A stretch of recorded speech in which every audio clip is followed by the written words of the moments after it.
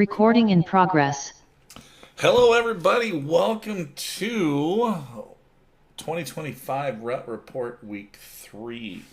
Today is September 17th. We are 5 days away from autumn equinox.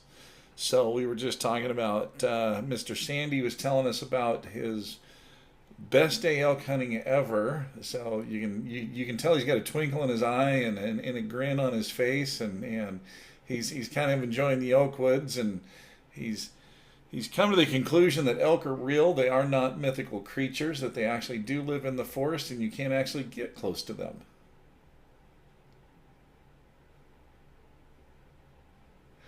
He's not a man of a lot of words, but he's here every day. Oh, I'm also sitting on a trail, so I'm trying to be quiet in case something comes up out of here tonight. Okay, then we won't ask you any questions or ask you to iterate on anything. So last weekend, yeah, it was kind of interesting. We got up there Friday. Rain was supposed to clear by 4 o'clock. But Mother Nature decided it wanted to start raining at 4 o'clock. So we went out on our evening hunt in quite a bit of rain. But I'll tell you what, Liz all of a sudden learned what it's like to have about 8 different bulls screaming completely 360 degrees around you. And she's just going, I really don't know which one's coming in, and I don't know what to do right now, but this is pretty freaking cool. So, and I said, and she's like, why aren't they coming? I said, because baby, right now all they're doing is they're all just coming out and staging for their nighttime feeding, and they're just asking where everybody is. All they're doing is hi, hi, hi. Then you got the big boy up top that's like, what? And then you got the other big boy over there that's what? And then you have that little guy over there that's like, hey. So, and that's all they're doing with each other. So she goes, yeah. She goes, but it's kind of funny that they get going and they feed off each other, and then they start to wind down, and then one of the big boys sounds off, and it just riles them back up. We probably had about a good hour and 10 minutes straight of those guys just screaming. Worked in on one we were trying to get to, but we just got to a point where just we couldn't get any closer to him, and he was above us on the ridge line, so obviously he had the advantage. He wasn't going to come down to where we were, but still, a great evening in the woods, great experience for her. And then Saturday morning, we decided to go across the canyon where there's been a couple of bulls that have been ripping on an old road over there pretty good. We got over there, the dude was up on the knob, but the only problem is his cows did not like us that close. She yanked him, and those cows yanked him and took him right out to private property. But we had another bull start lighting up, and so I repositioned Liz and Bryce to the east of me, and I could see them, and all of a sudden they looked down at me, and they were like, flat top, can hear her. And I said, yeah, I hear her too. And well, yeah, could hear her from 300 yards out, and then she was 10 yards out, just like that. Liz said she was sitting there and she heard thump, thump, thump, thump, thump running up, and all of a sudden this cow steps out at 10 yards and squats and pees and stands right in front of her. And Liz, I guess Liz looked at Bryce and was like, is that bull going to follow? And Bryce goes, there's a good chance, so just be ready. And so, but the bull didn't follow, but still had a great weekend, great opportunity. Then we're sitting there in camp, and the alarm goes off Sunday morning, and I turn the alarm off, and I do one of those where you just kind of, stretch a little bit. And I fell back asleep. So normally whenever the alarm goes off, I get my butt out of bed and then I stretch. But this one I stretched and laid there and fell back asleep. And at about 7:15 in the morning, this bull cranks this bugle that just shook the freaking trailer. And I'm sitting there patting Liz on the hip. She was zonked. She didn't hear anything. So, come to find out, I guess that bull lit up. He started going at about 11 o'clock the night before, just chuckling and stuff. And we know he's there. He lives on this face. He was there last year. So basically, what I saw last weekend is bulls are now back into their rutting areas. The yoke numbers are there again. Because remember, I had said it didn't look like quite all the bulls were back in. They're definitely back in. They were just doing their pecking order, just establishing, where's everybody at, keeping tabs on everybody. Still in that holding pattern. The moon was still about 48% illumination, so still fairly bright. So that has gone down since then. So coming up, what we're looking into now, we're 5 days away from autumn equinox, which is really what triggers the rut. That equal amount of nighttime and daytime. The moon's disappearing. The temperatures, oh my gosh, are such a roller coaster for the next 2 weeks. I mean, here we've got some temps that are in the 40s up to low 60s, but other days low 50s up to into the 70s. And it's like, well, you just make up your mind and just stay on on one realm here. But the other thing that I noticed too, looking at that, man, that barometric pressure is really doing a roller coaster. So keep tabs on that barometric pressure on those low days, because that's going to kind of coincide with some of those days where the temps are cooler, and you're going to have some phenomenal days of bugling on those days. A lot of elk activity going really, really long into the day. And so we're on that cusp now where a lot of things are really, really going to start breaking loose. And man, the fun time of year is here. I know, we're heading up Friday and going to be up through the end of the month. But man, are we jacked after what we just had last weekend? And it's so cool me getting to experience and watch, this transpire through Liz's eyes and Jesse Allen's eyes, as they get to experience a lot of this stuff for the first time. And I think that's one thing that Bryce and I are just having so much fun with. And cool thing is Brandon's kind of to the point now too. I mean, Brandon's been hunting with us. That kid's been hunting with us since he was old enough to actually start hunting. He's had a pretty silver spoon-ish elk hunting career with hunting with us and stuff. But he actually sat there and he made the comment this weekend that he's having so much fun watching these guys go through the experience. And in fact, we were sitting there in camp and we were all talking about this, and Bryce and I started laughing about Brandon's stories. And one of the funniest ones, I want to say Brandon was like 12, 13 years old, somewhere in there. And we got this, I was actually out on a hunt with the TV crew at the time, and Bryce took Brandon out on this on this hunt, and it was a draw where we got into a lot of elk, and they're down there, and Bryce is like, okay, just go down here, that bull's going to come here and he's going to do this and just do this and so, but just go down there. And so Brandon goes down there, and after about 15 minutes he comes walking back up to Bryce, and Bryce is like, what the hell are you doing? Brandon goes, well, I'm out of arrows. Bryce goes, what the hell do you mean you're out of arrows? He didn't have a rangefinder. He didn't know how to judge yardage, so he emptied his quiver, taking shots because this bull was coming in, just pacing back and forth, and he would pace, and Brandon would just conk, knock another arrow, conk. So him and Bryce went down there, and I think they found 2 of the 5 arrows, stuck them in his quiver, and went back chasing after the bull. Brandon ended up shooting the bull. It was a 327 6x6, and that's how Brandon started archery hunting. But yeah, we were crying, laughing so hard. What do you mean you're out of arrows? Man, you never forget that story. Oh my God! And we have so many stories, like that. I mean, times where, we'll get bulls going, and I'll just tell Bryce, hey, go over to that pine tree, and something will happen. He'll be somewhere completely different, and I'll end up shooting the bull because he came into me, and, where the heck? What do you, and Bryce goes, well, you told me to go stand by the pine tree, and I'm like, yeah, and he turns and he goes, do you know how many effing pine trees are that direction? So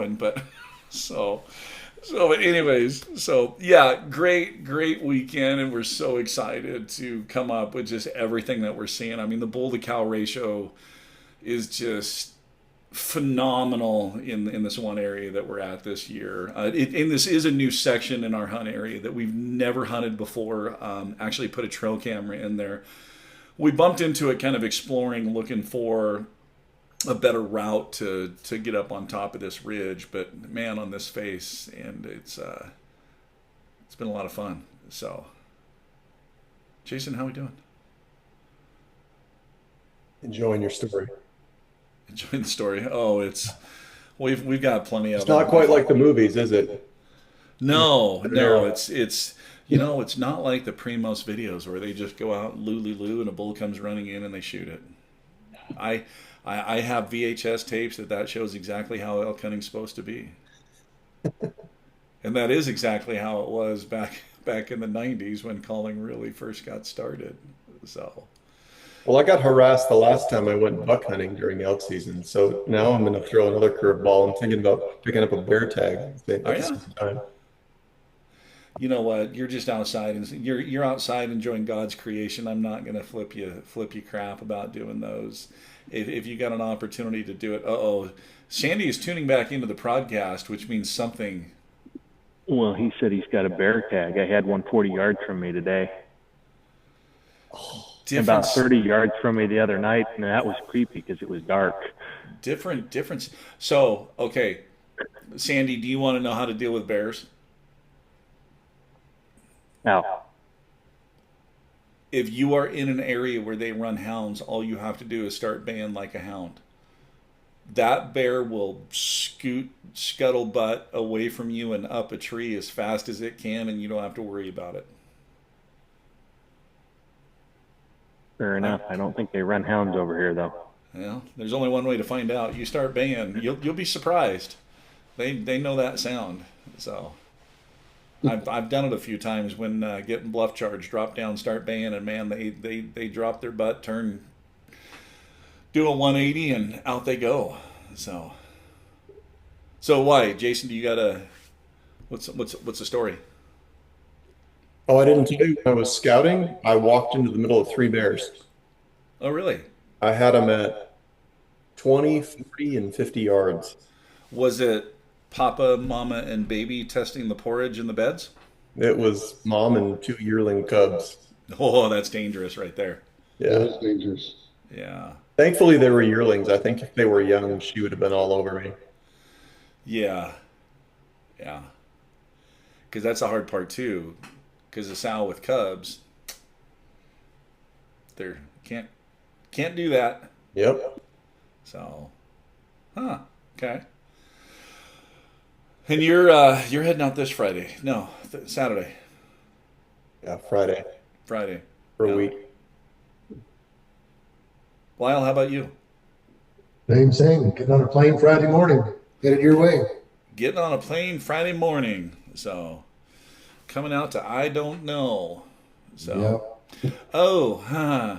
on the mountain, we were kind of killing some time. I opened up the news, and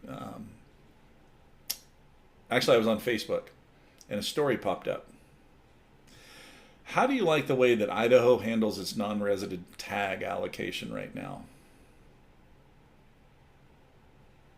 Well, it's worked fine for me. I just figured out how to do it. And now it's going to change. Now it's changing. I read that. In 2026, it goes to full-on draw for non-residents. Yeah. And that scares the shit out of me, which means within 5 years, residents are going to be switched to a draw. You bet. Yeah. Yep, for sure. If that long. Because I'm 5 years is generous. I'll bet you it'll be within 2. Yeah. So, because just far too many people are complaining that we can never draw a tag, and it's like you're putting in for the hunts that have a 1% chance of drawing. And their argument is, well, we know people that draw every year. Well, yeah, because you're putting in on a 1%, they're putting in on an 18%. So you're not comparing apples to apples in the draw. So yeah. So I don't know. I mean, it'll be interesting to see what happens. So I got a report from my guys that It's quiet and it's dry as bone up there. But my buddy just went up today, and he called me when he got there because he couldn't find the camp. He's been there like one time. So I told him to get there, and he said it was 58 degrees, which is good, and it was raining. As a Yeah, matter of fact, it's raining here right now. yeah, But yeah. We've actually had some rain also. In fact, I think there's one more storm coming next week. So so that'll help. But my buddies, they said that they haven't seen anything, but my two guys up there right now, they have champ tags, so they just basically drive their side by side down the road. One can't walk without his walker. yeah, So, but I told my friend Dave, I said, just go out and go behind because if there's a ravine down there, like 150, 200 yards off the road where I was going to sit, they're walking down the ravine. You can't see from the road at all. I've got a guy that every year he's from Arizona. He texts me, and he lives in Arizona. Used to always come here to Idaho and hunt until Idaho kind of changed the rule. He didn't like it when they allocated the 10% of the 3-year average, but he always gives me play by plays, and man, he does not like Arizona hunters. He calls Arizona hunters some of the laziest hunters that will ride side by sides around closed gates and road closed signs, and you know he's always like, I park and I huff back there 3 miles, and all of a sudden here comes some jack wagon on a side by side, and they're just lucky I couldn't get down the road before they drove off, and I was pissed, and I was like, dude, what good does it do getting upset? It doesn't change anything. They're not gonna learn. So, You got to get off but the main road, man. but I mean, if you've got a true handicap and you actually have an excuse for it, then Oh that's yeah, that's one thing. they cross the road and everything. You can't use a crossbow here without it. See, Yep, same thing here. You need a doctor's note to be able to yep, use same thing crossbow here. here too. Yep. So, but yeah, so yeah, Lyle, just to kind of give you an idea of weather. These are the highs. Friday 76, Saturday 74, Sunday 67, Monday 70, Tuesday 76, Wednesday 76, Thursday 64, Friday 61. You can see we're on a little bit of a roller coaster on that. Yeah. Then Yeah. the lows 52, 51, 51, 43, 46, 49, 51, 47. Kind of intermittent, partly clouds. So it's basically it's going to be cool mornings, warm days, partly cloudy. Should be some pretty good temps, pretty good days. Sounds good. Yeah. So I like it. um, calling sequences that we were doing. What's kind of funny is Saturday it was just Bryce, myself, and Liz. So I was doing the calling, and I was just kind of doing breeding sequence that got everybody kind of fired up. Once kind of the rain stopped and things kind of cleared up just a little bit, and everything got going, doing the breeding sequence. And then what's kind of funny is Saturday morning, Brandon and I started kind of tag teaming, and we started going down the breeding sequence. And for some reason, I pulled the harem, which is the new cow call from Slayer, out. I pulled the harem out. It's a bite down style. I started calling on that, and Brandon pulled out his open read, and something about that sharpness of that, nyah, man, they were eating that up and just going nuts. So don't really use those as much as I used to. But I'm kind of thinking with the reaction there, we might kind of focus on the external reads a little bit more this coming weekend. So What do you think of that sucker? the easy sucker, it Yeah. is actually, yeah, I've got a couple of them lying around too. It's a good call. It's a great beginner call. It's very easy to use. The one thing I like about it is you can get really, really soft on it. Yeah. You have a lot of control. It is one of those things that if you are solo, you can pop it in your mouth, do some calls, and then just spit it out and just let it fall. That's kind of nice there. But yeah, it is a really, really effective, really soft call. I do like it. In fact, Knox, my 13-year-old, runs one quite a bit. Yeah. Okay. Well, that's about it, guys. I know I'm down here physically, but mentally I ain't here. Yeah. Mentally, mentally I'm up on the mountain. In fact, my wife asked me, and she goes, "Is this going to be the longest week of your life, waiting to get back up?" And I said, "No." I said, because I said I got a bid due on Monday. I got a bid Wednesday. I have to do some updated pricing on Thursday.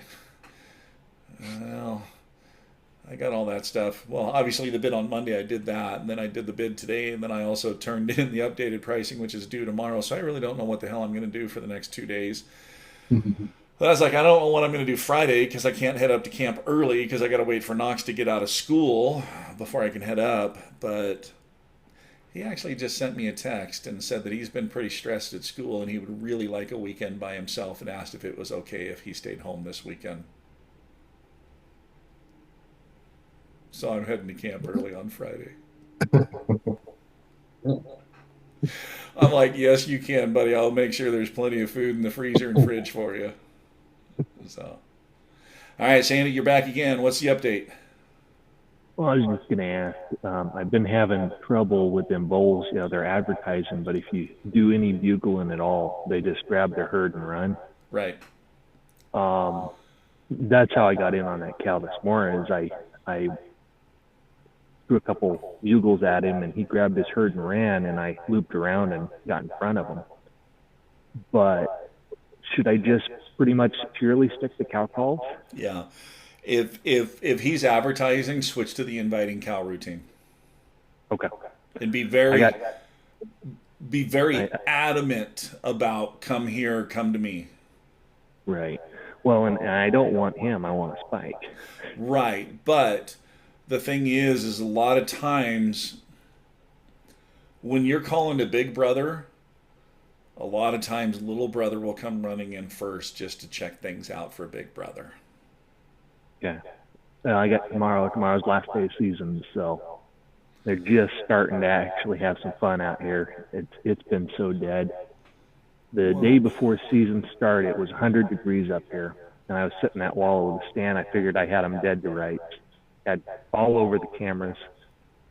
Opening day, it was 60 degrees, and it's been mid 60s, sometimes low 70s for 2 freaking weeks. You know what's that called? That's called Murphy right there. Yeah, time goes. Yeah. I've had one cow and calf come under my stand on that wallow in 2 weeks, and I've sat that stand all but one day. Did you tell anybody about your stand on the wallow and the activity and the temps and how excited you were? Did you voice that out loud? I had a buddy coming up and hunting with me. He had a poke at a spike second day and missed. I was going to say, because if you actually told somebody, Murphy is going to stand over there and go, yeah, watch my beer. Hold my beer and watch this shit. So maybe that's the problem. Because that's the way it usually goes. So. Yeah. But, today it was 80 degrees, and the bulls were still bugling until 2 o'clock. That's awesome. Just advertising. So I was able to get in on that one herd, but I just couldn't close the gap. And the wind swirled on me, but I'm hoping tomorrow the barometric's down below 30 tomorrow. Yeah. So hopefully they'll be calling and I can work in and do the inviting cow. Yeah, and that was one of the things that was funny about that Friday night, that bull that I was talking about that was like, hey, and Liz was like, what the heck is that? And I'm like, that is a very young bull that is just learning how to bugle. I said, in fact, think about when we were kids. Think back to the Brady Bunch episode when Peter Brady started going through puberty and it was time for change. That's how this bull was cracking on his bugle. And I said, bulls at that age are like teenage boys. So their balls are dropping and they're getting their manly voice, but they got to figure out how to use that manly voice first. So. It was a lot of fun last night. There were 4 or 5 bulls within 400 yards of camp, just bugling all night long. And that one this morning, I actually stayed in camp late because my buddy had to leave, and I was helping him back up. And we're sitting down drinking a cup of coffee, and that bull lit off about 250 yards from camp. And I grabbed my bow and my call, ran out there, and got eyes on him, and I put out a location, and he immediately lip-balled me. Yeah. Tell him you And stay I'm away. like, "Oh." Yeah, and so I snuck up, I don't know, another 20 yards or so, 30 yards, which is close I could get because it was an open cut, timber cut. And I let off a bigger bugle with a couple of chuckles. He didn't make a peep after that. He grabbed his cows and ran. Which tube did you decide on? The Renegade. Okay. Really, really like the sound on that one. Good. Okay. Well, perfect. Well, we'll wrap this up so you can get off and focus on the task at hand and I got get after it. one more quick one, if you don't mind. No, no. I'm thinking about doing some night bugling, and I'm wondering how you guys manage sleep when you're getting up at 3 in the morning to go hike. So, okay, my night bugling it depends on the full moon. Okay. So, if it is a bright night, I will get up at 3 o'clock in the morning and go bugle because once I get a response, I'm going to use that moonlight for me to work towards them. If it's a dark night, I'm getting back to camp, eating dinner, and then I'm going out night bugling because the fact that it's a dark night, they're going to be more vocal sooner, and they're going to be in their feeding area sooner, so you can get responses quicker. So basically, when it's dark like this, I'm going to go as soon as I get a response. I'm done. I'm back to camp and in bed. Okay. So the other thing with it too is we leave camp in the dark, we come back in the dark. Yep. We've got the hammocks, we take naps on the mountainside middle of the day. The elk are bedding down for 3.5, 4 hours. We bed down for 3.5, 4 hours. So that's how you kind of manage your sleep if you do go night bugling. Because sometimes when you go out at night, yeah, you get back to camp in the dark, you eat dinner, and then you go night bugling. It may not be your first, second, third, fourth, fifth stop before you finally get a response. Yep. And it's always one of those sometimes of, okay, well, the weather's good. Do we just take a foam pad and a sleeping bag with us? And it's going to be okay at night, so we just roll that foam pad out in the sleeping bag and sleep right there on the side of the road, which have done that before too. I haven't done that since the odometer clicked 50, so just because a foam pad that thick on the side of a mountain road, yeah. Yeah, there's also times now at 55 where I swear I'm one good sneeze away from paralysis. So, I mean, see, Jim and Lyle can relate. Yeah, we get to my age. Yeah, there you go. Yeah. So no, it's the sleep, and in fact, it cracked me up because Bryce and I were talking, and he wants to. We're going to take the Haven tents, the basically the hammock tents that we bought a couple of years ago. We are going to take the bikes back, and it's basically we're going to ride back, drop the things at camp, hunt, and then set the tent up, stay that night, hunt the next day, and then come back out. So we're going to do at least a one night bivvy, with those and the motorcycles back on the trail. But the nice thing about that is we're already up at elevation. We're sitting up at peak waiting for them to come to us. So Nice. plus that already has an air pad, and I've got a 0-degree mummy bag that's a little bit different than sleeping on the ground. Yeah. Yeah, So those tents look nice. yeah. So, but no, midday naps. I'll sacrifice sleep at night because I know there's plenty of opportunity during the day to take naps. So, Thank you. unless you get into that time of year where it is, like Sandy was saying, where you've got bulls that are bugling until 1, 2 o'clock in the afternoon, then man, now you've been chasing bulls since 7 o'clock in the morning. It's 2 o'clock. You're just getting a chance to sit down and eat a sandwich, and it never fails. You eat that sandwich, you just put the hat over the brim of the nose, and you start dozing off, and then all of a sudden you hear one crack off from 3/4 of a mile away because he actually went to bed at a decent time, and now he's up, and yeah. Yeah. November is a good month to catch up on sleep. What was the name of those hammock tents again? Haven. Even okay. They are not a backpack style. They are heavy. Do you have But- any backpack style that you'd recommend? Yeah, but they don't make it anymore. So the eBay. the Haven actually is a flat bottom. You can lay flat. You can lay on your stomach. You can lay on your side on the Haven. They are phenomenal. If you're base camping or off of a motorcycle, they're phenomenal for that. A few years ago, I bought something that is called the Mummy Pod from Outdoor Vitals on a Kickstarter.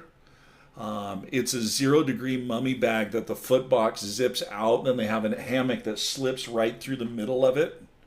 And so then you have a mummy inside of, or you have a hammock inside of this mummy bag. For lightweight, there's a couple of them out there, but I haven't tested them enough. The Outdoor Vital Mummy Pod was phenomenal, but I told somebody else about it, and they got a hold of Outdoor Vitals this year, and Outdoor Vital said they stopped making it about 4 years ago just because they weren't selling enough of them. So, but I mean, really, you can just get a lightweight parachute hammock, especially if there's something that has a rod that spreads it apart a little bit, and then just top quilt, bottom quilt, and a mummy bag, and you'll be fine. Yeah, I'm just looking for something midday naps. I'm tired of laying and having ants crawl all over me. Okay, midday naps. Go to Amazon and type in XL, so extra large, parachute hammock. So there's companies, Winners Outfitters is one of them. They'll be about $35 to $40. Every single member of my team, we all have one of those, and it comes with its own tree straps. Oh, I got one of those. After you did a thing on it one time, a long time ago. Yep. It was a great hammock. Yes. So they're lightweight. They fold up to like this big. Yeah, they fold up to just a little bit smaller than a coffee can. They fit in your pack. But yeah, Amazon. I'll shoot a link out. So Appreciate it. Yeah, because I've been sitting at tree stand 12 to 14 hours a day, and with hike in and out, I've been sleeping in the tree stand, and I have a ratchet strap with a hook for my bag. I've been wrapping that strap around me and tying myself into that tree so I don't fall out of it asleep. Good idea. Yeah. No, it's these hammocks are phenomenal I just got tired of pine cones, rocks, and it always seems like no matter where I lay down, there's an ant hill. Always black ants. So hammock, you don't have to deal with any of that. So If you're really close to your hunting buddy, they sell a double hammock if you don't mind getting real close. Oh, and look at that. He's got party balloons coming up on the right. That's right. So, you know what, though? Hey, I have no problem spooning with a man for mountain survival. We just got some rules.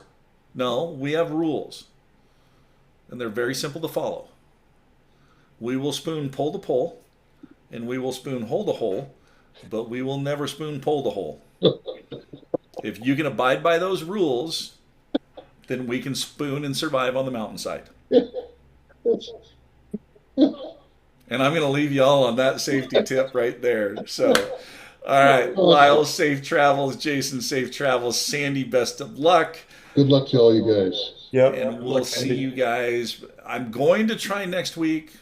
You guys will get an email if it's going to happen. If not, it's going to be 2 weeks. So as always, keep calling, keep practicing. More importantly, though, have fun.